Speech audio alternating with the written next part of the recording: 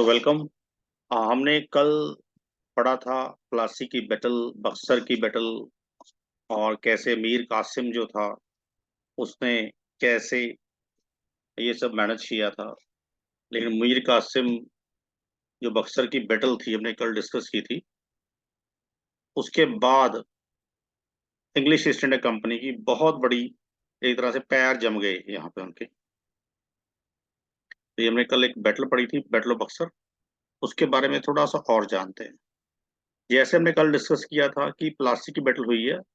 प्लासी 1757 में हो रहा है और 1764 में बक्सर की बैटल हो रही है। बक्सर की बैटल हो रही है। ये बैटल 22 अक्टूबर 1764 को हुई है। ये बड़ी इंपॉर्टेंट बैटल है, बक्सर की जो बैटल है, मैंने कल भी बात की थी। बक्सर की बैटल से अंग्रेजों के ईस्ट इंडिया कंपनी के यहाँ पे पैर जम गए थे, पांव जम गए थे। दे एस्टेब्लिश देमसेल्व्स ओवर हियर। और इस बैटल को लड़ा था ईस्ट इंडिया कंपनी की तरफ से हेक्टर मुनरो ने।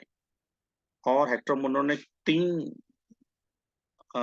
राजाओं की कॉन्फेडरेशन या अलायंस को हराया था। एक मिलिट्री ग्रुप बना था इसमें अवध यानी आजकल का यूपी, जो ईस्टर्न यूपी है, उसके राजा शुजा दौला, मुगल एम्पर शाह आलम जो उस समय एग्जाइल में थे और शुजा के साथ ही रह रहे थे। अपने ही कोर्ट से शाह आलम को, मुगल एम्पर को निकाल दिया गया था उन दिनों में। और मीर कासिम जो कि उस समय मीर जाफर के बाद बंगाल का नया नवाब था और मीर मीर जाफर का सन इन लॉ था। मीर कासिम ने इन दोनों को अपने साथ मिला के एक कॉन्फेडरेशन यानी एक अलायंस बना लिया था, यानी एक मिलिट्री ग्रुप बना लिया था। इनमें ये बैटल हुई थी और इस बैटल में हेक्टर मुनरो जीते थे और ईस्ट इंडिया कंपनी जो थी वो जीती थी, और इन तीनों ग्रुप हार गया था। इसके बाद बक्सर की बैटल के बाद एक ट्रीटी साइन की गई थी, उसको बोलते हैं ट्रीटी ऑफ इलाहाबाद।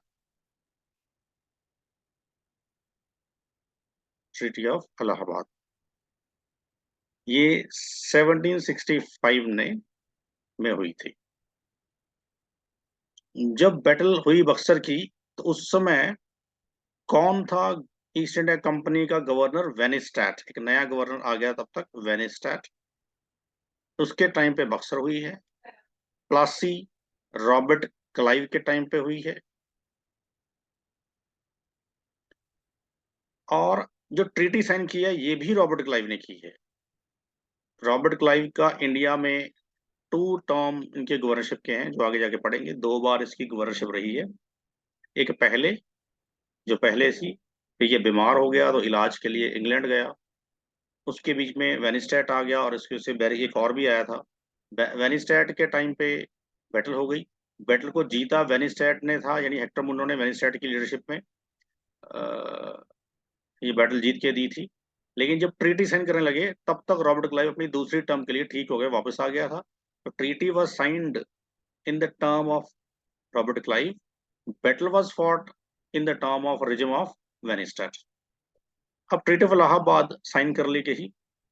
इस ट्रीटी में क्या था? इस ट्रीटी में दो तीन चीजें थी, क्योंकि तीनों का अलायंस हार चुका था। शाह आलम जो थे ये मुगल एम्परर थे, लेकिन ये नाम गए थे औरंगजेब की डेथ के बाद। मुगलों का जो अगला जनरेशन आया वो वीक था, उसको वीक मुगल्स बोलते हैं। और शाह आलम तो कितने वीक थे कि इनके अपने ही मंत्री प्राइम मिनिस्टर ने इनको कोर्ट से निकाल दिया था और ये अंदर ही नहीं जा पा रहे थे डर के मारे। और ये अवध के शुजा के पास ही शरण में थे। हालांकि कहने के लिए अवध और बंगाल शाह आलम के नीचे हैं, और वो इतना वीक है कि उसका मुगलों का नाम ही है। ये प्रैक्टिकली इसके नीचे नहीं है, ये इनकी शरण में है। तो इस ट्रीटी ने क्या किया कि शाह आलम को बोला गया कि आज के बाद मुगल एम्पर शाह आलम किसी भी पॉलिटिकल मैटर में इंटरफेयर नहीं करेंगे, नॉट टू इंटरफेयर। उसको ईस्ट इंडिया कंपनी अपने तरीके से देखेगी, आप कहीं भी इंटरफेयर नहीं करेंगे। और अपना आपका राजशाही रॉयल, आपका जो मुगलों का नवाबी ठाट बाट है वो चलता रहेगा। इसके लिए आपको 26 लाख 26 लाख रुपए की पेंशन दी जाएगी हर साल, जिससे आपके रॉयल किचन के, आर्मी की खर्चे थोड़े बहुत, आपकी प्रोटेक्शन फोर्स, उस समय का 26 लाख बहुत बड़ी अमाउंट है, आपके चलता रहेगा। लेकिन आप पोलिटिकली इंटरफेयर नहीं करोगे। नंबर 2 इसमें था कि जो शुजा है, ये शुजाउद्दौला, ये जो 26 लाख रुपए देने हैं हर साल, ये शुजा पे करेगा शाह आलम को। और शुजा के पास एक एरिया था करा, नवाब के पास एक करा एरिया था, यूपी के नवाब के पास, अवध के करा इलाहाबाद के बिल्कुल पास में ही है, 8-10 किलोमीटर। वो एक एरिया था जिसका रेवेन्यू हर साल 26 लाख रुपीज था। तो ये करा एरिया शाह आलम को दे दिया गया, इससे 26 लाख का रेवेन्यू आएगा, लगान वो शाह आलम को मिलेगा, और वो अपने ठाट बाट चलाते रहेंगे अपने। लेकिन पॉलिटिकल पावर नहीं रहेगी, नाम के मुगल एम्पर हैं, अब ये पेंशन पे आ चुके हैं। फाइन। और मीर कासिम जो थे वो जंगलों में भाग गए, वो इनके हाथ में नहीं आए। मीर कासिम मध्य प्रदेश के जंगलों में भाग गए, कभी भी ईस्ट इंडिया कंपनी के हाथ नहीं आए। और वहां पे उनकी बाद में अटमोस्ट गरीबी में डेथ हुई, अटमोस्ट पॉवर्टी में ही मीर कासिम की डेथ हो गई थी बाद में। ये घूमते भटकते रहे। फाइन। और इस ट्रीटी ने तीसरा जो काम किया था वो था कि बिहार, बंगाल और अवध, इन 3 राज्यों की जो दीवानी राइट्स थे, दीवानी राइट्स क्या होते हैं? सिविल राइट्स, सिविल, सिविल यानी दीवानी। यहाँ सिविल या दीवानी से मतलब है यहाँ पे रेवेन्यू राइट्स, यानी लगान इकट्ठा करने का जो अधिकार था वो अब ईस्ट इंडिया कंपनी को मिल गया। ईस्ट इंडिया कंपनी अब खुद रेवेन्यू इकट्ठा करेगी, लगान इकट्ठा करेगी। कहाँ से? बिहार, बंगाल, नवाब, अवध से। और ये इतना पैसा आ गया ईस्ट इंडिया कंपनी के पास बक्सर के बाद, ये यहाँ पे जम गए। एक तो दूसरी लड़ाई थी इसलिए जम गए, पैर जम गए, प्लस पैसा आ गया। और अवध, बिहार, बंगाल इनके नीचे आ गए, तो कंपनी के लिए बहुत बड़ी बात थी। प्लासी के बाद दूसरी उससे बड़ी उपलब्धि मानी जाती। फाइन। अब बक्सर के बाद इन्होंने सिर्फ बंगाल का नवाब नाम के लिए रखा और मीर जाफर को दोबारा बंगाल का नवाब बुला दिया, लेकिन वो 6 महीने बाद उसकी डेथ हो गई। फिर एक और नवाब, कठपुतली नवाब आ गए, लेकिन प्रैक्टिकली यही रूल करते रहे। और कुछ सालों बाद ही नवाबशिप खत्म कर दी, तो ईस्ट इंडिया कंपनी ने बिहार, बंगाल, अवध, और तब तक इनके पास बॉम्बे और मद्रास का एरिया, बॉम्बे मतलब आजकल का गुजरात महाराष्ट्र, मद्रास मतलब पूरा तमिलनाडु पौंडीचेरी के आसपास का एरिया, वो इनके पास आ चुका था। और अब ये मालिक बन चुके थे इस तरह, पूरा इंडिया तो नहीं पर इन इन एरियाज के मालिक बन चुके थे। अब कंपनी ने परमानेंट अपने गवर्नर्स यहाँ पे लगाने शुरू कर दिए। फाइन। तो आगे बढ़ते हैं।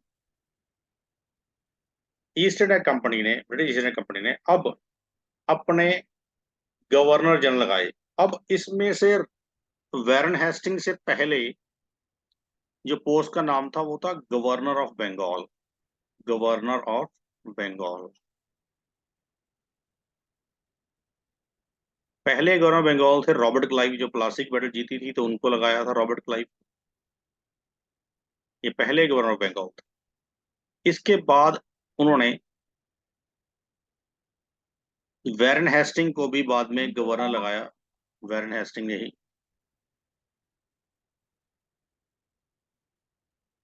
ये पहले गवर्नर रहा लेकिन बाद में ये गवर्नर जनरल बन गया। फाइन। तो रॉबर्ट क्लाइव बंगाल का पहला गवर्नर था, वैरन हेस्टिंग बंगाल का पहला गवर्नर जनरल था, ये याद रखना। पहले गवर्नर लगाते थे, वैरन हेस्टिंग भी गवर्नर था, लेकिन इन्होंने 1773 में एक एक्ट पास किया, उस एक्ट को बोलते हैं regulating act of India, regulating act of India, ये नीचे लिखा हुआ है। इस एक्ट से क्या कर दिया? इस एक्ट ने 2-3 काम किए। नंबर 1, गवर्नर ऑफ बंगाल को की पोस्ट को कन्वर्ट कर दिया गवर्नर जनरल ऑफ बंगाल। अब गवर्नर जनरल ऑफ बंगाल हो गया वो, बंगाल का, पूरे इंडिया का नहीं। ऑफ, मैं बंगाल लिख रहा हूँ, ऑफ बंगाल। इसका मतलब है कि जो बंगाल का गवर्नर होगा, यानी वैरन हेस्टिंग बंगाल का गवर्नर तो है ही, लेकिन साथ में वो बाकी एरियाज का भी गवर्नर जनरल है। यानी जो भी गवर्नर जनरल बनेगा वो बंगाल को तो एज ए गवर्नर देखेगा, लेकिन साथ साथ मद्रास को और बॉम्बे को भी सुपरवाइज करेगा। फाइन।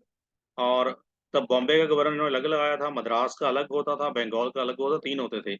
लेकिन अब बंगाल के गवर्नर को एक्स्ट्रा पावर दे दी कि वो अपनी एरिया का गवर्नर तो है ही, लेकिन बॉम्बे मद्रास के ऊपर भी वो गवर्नर जनरल है, उनका भी हेड है। यानी बॉम्बे और मद्रास के गवर्नर भी अब रिपोर्ट करेंगे गवर्नर जनरल को। इसका मतलब टेक्निकली ये है, उनकी काउंसिल भी इनके नीचे आ गई।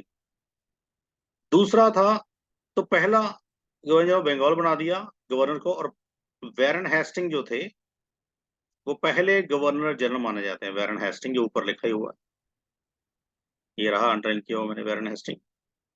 ये कुछ साल तो पहले ये गवर्नर रहे, लेकिन रेगुलेटिंग एक्ट के बाद ये गवर्नर जनरल बन गए। तो 1 साल ऑलमोस्ट ये गवर्नर रहा, और उसके बाद गवर्नर जनरल बन गया, रेगुलेटिंग एक्ट ने बना दिया। यानी वैरन हेस्टिंग बंगाल के लास्ट गवर्नर थे, और बाद में फर्स्ट गवर्नर जनरल भी थे। हालांकि एरिया पूरा नहीं था, पर बॉम्बे मद्रास को तो ये मॉनिटर करते ही थे, इतना को पावर थी। दूसरा, इस एक्ट ने क्या कर दिया, इस एक्ट ने गवर्नर जनरल की एक काउंसिल बना दी कि गवर्नर जनरल होगा और उसकी एक काउंसिल होगी, उस काउंसिल के 4 मेंबर्स होंगे। और इस काउंसिल में कौन है, एक गवर्नर जनरल है, मैं जीजी लिख रहा हूँ, प्लस 4 मेंबर्स हैं, टोटल हो गए 5। ये 5, हर फैसला मेजॉरिटी वोट से 5 लोग ये लेंगे। मेजोरिटी वोट मतलब कोई भी फैसला करना है, 5 लोग हैं, 4 काउंसिल के मेंबर हैं, एक गवर्नर खुद है, ये पूरे बंगाल, मद्रास, बॉम्बे को चलाएंगे। और ये फैसला कैसे लेंगे, दे विल बी कंडक्टिंग और taking all the decisions by majority vote system. It means कि 5 लोग हैं, वोट डालेंगे, कोई फैसला लेना है ABCD में, तो ए लें कि बी लें कि सी ले कि डी ले, तो जिधर मेजोरिटी वोट आए, यानी 5 में से मेजोरिटी वोट कितना बना, 3, यानी 5 में से 3 लोग जिस तरफ वोट करेंगे वो फैसला या वो डिसीजन ले लिया जाएगा। इसको बोलते हैं मेजोरिटी वोट सिस्टम। तो गवर्नर की काउंसिल में एक मेजोरिटी वोट सिस्टम आ गया। ये majority vote system regulating act ने ही दिया। तो पहला हमने पढ़ा गवर्नर को, गवर्नर की पोस्ट को गवर्नर जनरल ऑफ बंगाल कर दिया। दूसरा, उसको एक काउंसिल दे दी जो 4 मेंबर की थी, और टोटल 5 हो गए, ये 5 मेजोरिटी वोट से फैसला लेंगे। तीसरा इसमें था कि कलकत्ता में पहली बार, इंडिया में कलकत्ता में सुप्रीम कोर्ट की स्थापना की गई, जो आज बाद में दिल्ली चलेगी। लेकिन इनिशियली 1773 के एक्ट ने इंडिया में पहली बार सुप्रीम कोर्ट की स्थापना की थी, और ये कलकत्ता में एस्टेब्लिश की गई थी। इसमें एक चीफ जस्टिस था और 3 अदर मेंबर्स थे। पूरी कोर्ट में 4 जज थे, एक चीफ जस्टिस था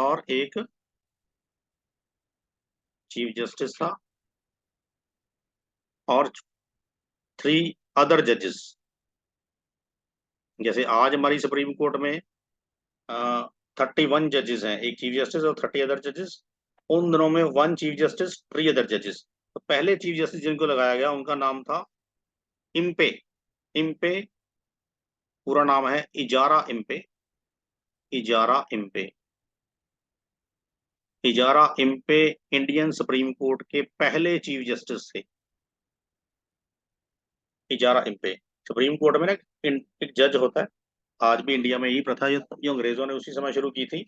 तो इजारा इम्पे पहले सुप्रीम कोर्ट के जज थे।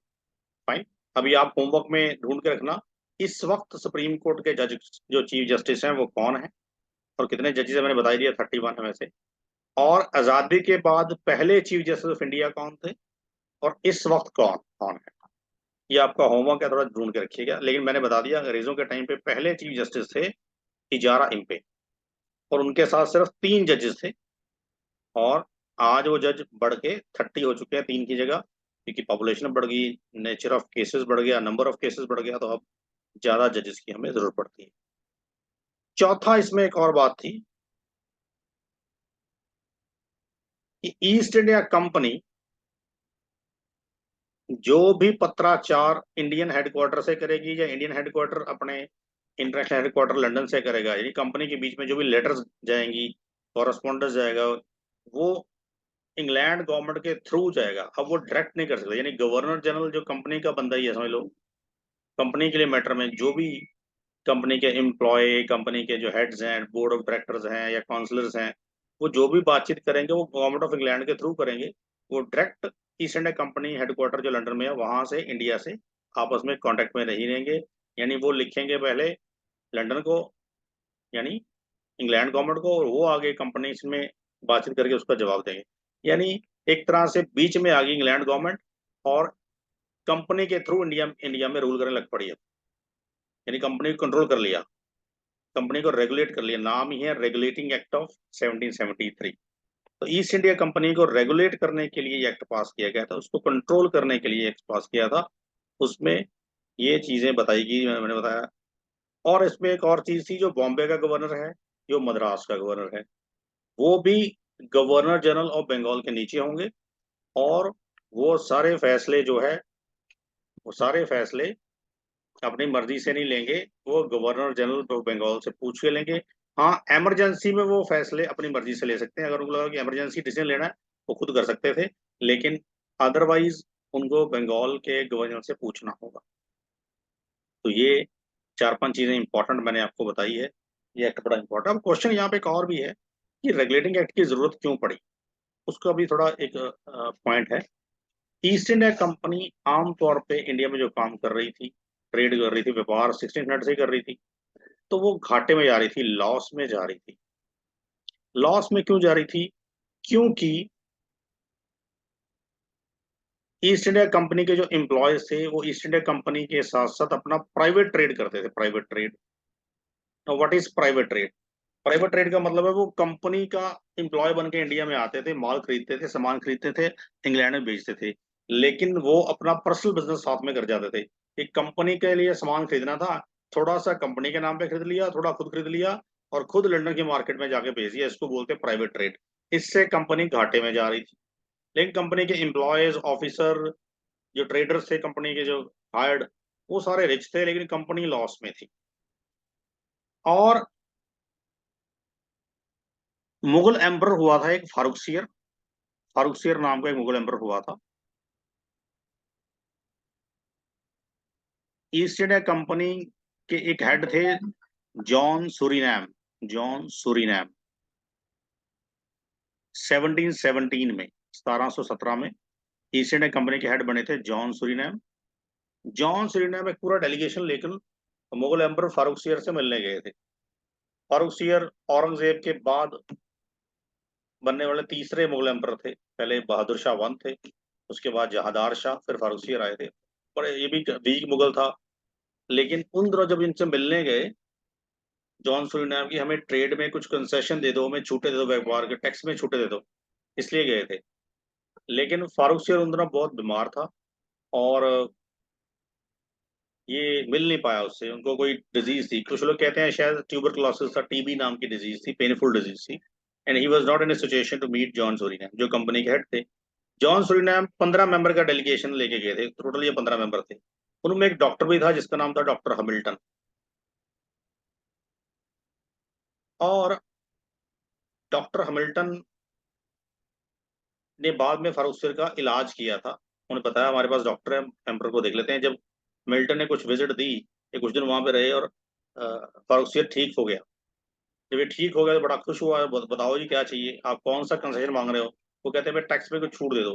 तो फारूक सियार ने एक बहुत बड़ी बेवकूफ़ी की, सिर्फ साल के 3,000 रुपए के लमसम टैक्स दे दिए, छूट दे दी कि आप साल में ईस्ट इंडिया कंपनी लमसम 3,000 रुपये पे करे, और पूरे बंगाल में जितना मर्जी व्यापार कर ले, जितना मर्जी, आपको कोई छूट नहीं होगी।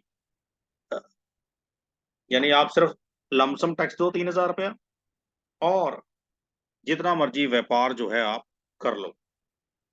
इसका मतलब है कंपनी को तो बड़ा फायदा हो गया कि सिर्फ 3,000 रुपये देना यार, तो व्यापार पूरे बंगाल में कहीं भी कर सकते हैं, और बंगाल व्यापार का गढ़ था, चीफ सेंटर था। तो इस तरह से कंपनी को तो मौज लग गई, कंपनी को तो बहुत फायदे हो गए, क्योंकि अब सिर्फ 3,000 रुपये देना है लमसम, और अब जितना मर्जी। मैं आज आज भारत सरकार या महाराष्ट्र गवर्नमेंट मान लो रिलायंस इंडस्ट्रीज को या अडानी ग्रुप को या किसी टाटा को बोल दें कि भाई ऐसा करो, हमें साल का 100 करोड़ रुपया दे दो, जितना मर्जी व्यापार करो, कोई जीएसटी नहीं है, कोई इनकम टैक्स नहीं है, कोई टैक्स नहीं है, सिर्फ उसको आपका लमसम 100 करोड़ दे दो, उनकी तो मोहर लग जाएगी, वो तो हजारों करोड़ देते हैं। कोई जीएसटी नहीं है, कोई चुंगी नहीं है, कोई जीएसटी वैट, कोई इनकम टैक्स, कोई कॉर्पोरेट टैक्स नहीं लगेगा। वो तो 1,000 करोड़ रुपया, 2,000 करोड़ का टैक्स देते होंगे महाराष्ट्र सरकार को साल का, उनको सिर्फ 100 करोड़ मिल गया, तो 900 करोड़ का फायदा। सेम ऐसा ईस्ट इंडिया कंपनी को हो गया। इससे ईस्ट इंडिया कंपनी को बहुत फायदा हुआ। इसी इस 3,000 रुपए की लमसम छूट दी थी, इसको बोलते हैं हम उनकी लैंग्वेज में, मुगल एम्पर की या पर्शियन लैंग्वेज में, दस्तक राइट्स। ये दस्तक राइट्स हैं।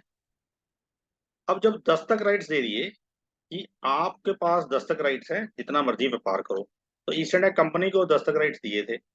लेकिन बाद में कंपनी के एम्प्लॉयज ने इसका मिसयूज करना शुरू कर दिया अपने प्राइवेट ट्रेड के लिए, अपने पर्सनल व्यापार के लिए। एम्प्लॉयज को छूट मिली थी कि वो दस्तक राइट को यूज कर सकते हैं कंपनी के बिहाफ पे, लेकिन वो दस्तक राइट को यूज करते थे अपने पर्सनल ट्रेड के लिए, जिससे मुगल एम्पर का या बंगाल के नवाब का रेवेन्यू मर रहा था, रेवेन्यू खत्म हो रहा था।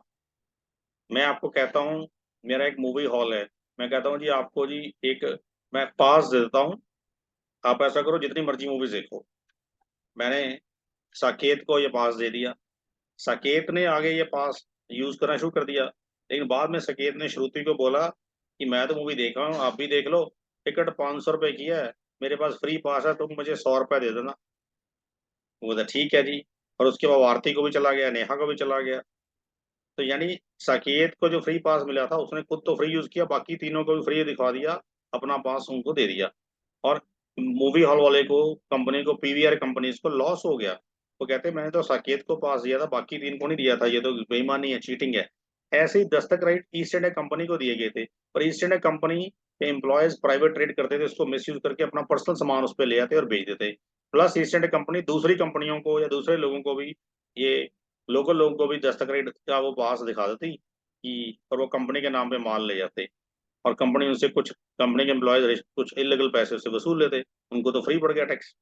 तो इसलिए दस्तक राइट हमेशा ही डिस्प्यूटेड रहे, क्योंकि बंगाल के नवाब का रेवेन्यू इससे मरता रहा, और वो बार बार विरोध करता रहा। सिराजुद्दौला ने किया, मीर कासिम ने बहुत किया, और मीर जाफर ने बहुत किया कि दस्तक राइट बंद करो, हमारा रेवेन्यू मर रहा है।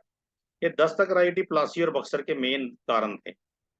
फाइन, ये फारूकसियर ने दिए थे। और अब इसी दस्तक राइट को यूज करके ईस्ट इंडिया कंपनी के एम्प्लॉयज प्राइवेट ट्रेड करते थे। जब प्राइवेट ट्रेड करते थे तो कंपनी लॉस में चली गई। तो जब कंपनी लॉस में जाती थी तो इंग्लैंड सरकार से लोन मांगती थी कि हमें लोन दे दीजिए, लोन।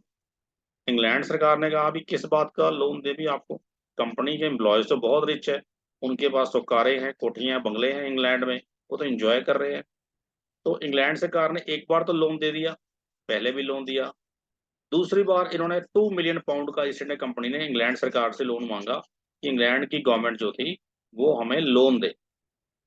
उस समय इंग्लैंड के प्राइम मिनिस्टर हुआ करते थे पीएम नॉर्थ, उनका नाम नॉर्थ था।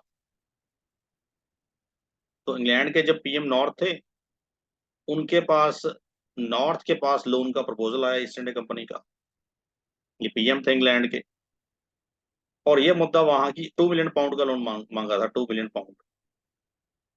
तो इंग्लैंड की पार्लियामेंट में ये इशू खड़ा हो गया कि भाई कंपनी को किस बात का लोन दे, कंपनी के एम्प्लॉयज तो बहुत रिच है।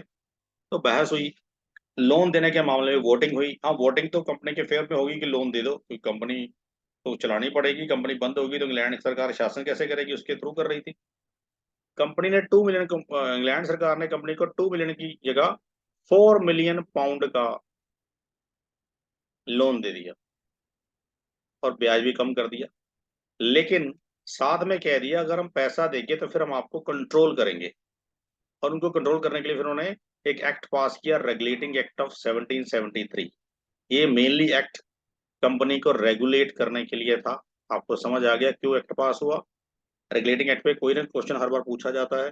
चार पांच मैंने आपको मेन मेन प्रोविजंस की बताई है, वैसे तो ये बहुत बड़ी प्रोविजन है, मैंने चार पांच मेन जो हमें चाहिए वो मैंने बता दी।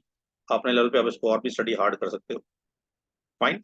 तो रेगुलेटिंग एक्ट ने फिर एक नया गवर्नर नियुक्त किया, गवर्नर जनरल की पोस्ट बनाई, गवर्नर जनरल ऑफ बंगाल। और पहला गवर्नर जनरल ऑफ बंगाल कौन था? Warren Hasting. उससे पहले गवर्नर रहा है बंगाल का Robert Clive. When he sat, और फिर दोबारा से रॉबर्ट क्लाइव, ठीक है। लेकिन गवर्नर जनरल यही था। वारेन हेस्टिंग भी गवर्नर बन के आया था 1772 में, लेकिन बाद में 1773 के रेगुलेटिंग एक्ट ने इसको गवर्नर जनरल बना दिया। ऐसे 35 गवर्नर जनरल्स इंडिया में आए हैं, जिनको बाद में वाइसराय भी बोलने लग पड़े थे। वाइसराय जो बाद में बात करेंगे हम। और लास्ट हमारे वाइसराय या गवर्नर जनरल थे माउंट बैटन, जो जब इंडिया की आज़ादी हुई है तो माउंट बैटन थे, और पहले वारेन हेस्टिंग थे। तो ऐसे टोटल 35 आए हैं, उनको अब हम पढ़ने जा रहे हैं, फाइन, गवर्नर जनरल्स को। आई थिंक मैं आपको समझा पाया हूँ अच्छी तरह से। कोई डाउट है तो आप मुझे मैसेज बॉक्स में डालिए, पूछिए। नाउ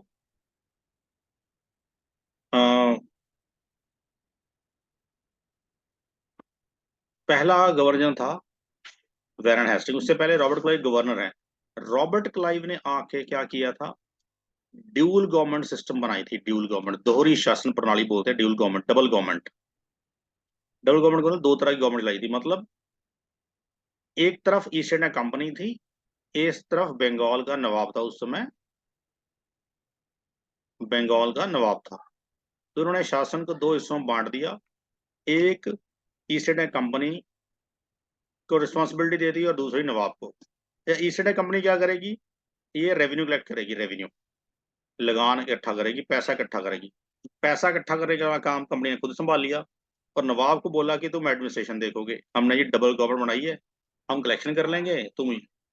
और कलेक्शन ज्यादा होती थी, लेकिन सिर्फ साल का 50 लाख रुपए नवाब को देते थे कि तुम इससे सारे खर्चे निकाल लो एडमिशन के, जो कि बहुत कम पड़ते थे।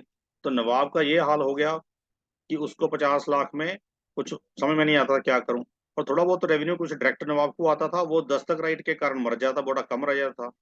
तो नवाब के पास रेवेन्यू बचता ही नहीं था, खर्चा बचता नहीं था।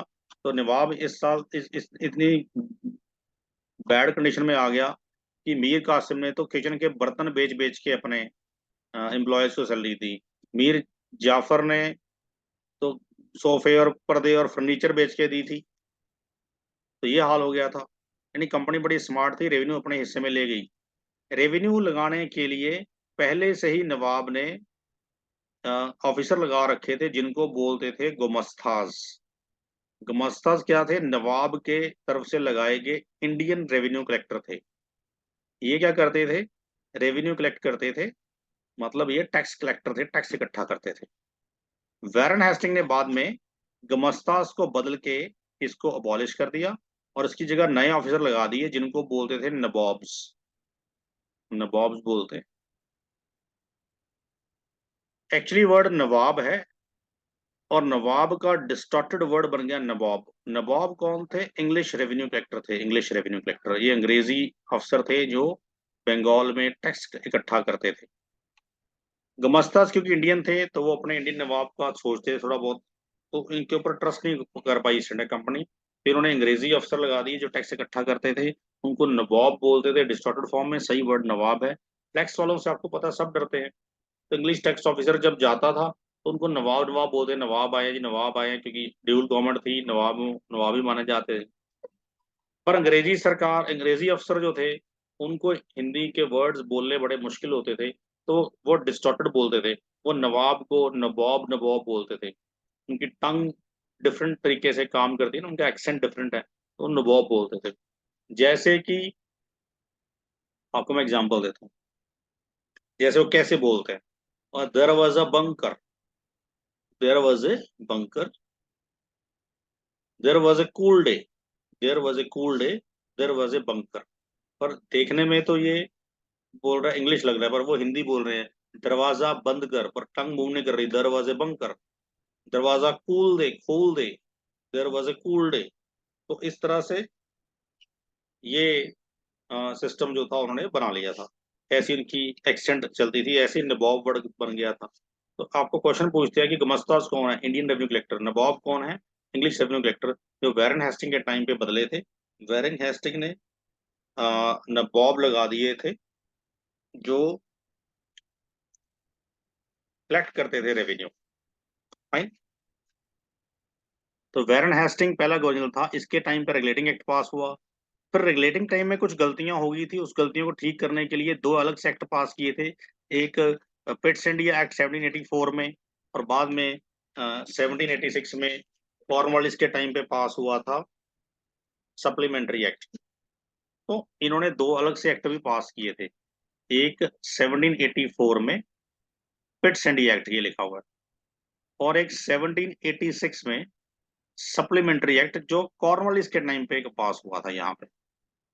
क्योंकि इस रेगुलेटिंग एक्ट में कुछ गलतियां हो गई थी, वो ठीक करने के लिए, जैसे कि बड़ी गलती थी कि मेजॉरिटी वोट से फैसला ले गए 5 में से 3। अब गवर्नर जनरल की तो उसमें वैल्यू नहीं है। मान लो 3 लोग आपस में मिल जाएं, 5 लोग हैं, तो गवर्नर जनरल के एंटी हो जाए, वो तीनों इकट्ठे वोट करेंगे तो गवर्नर की चलेगी नहीं 5 में से 3 की।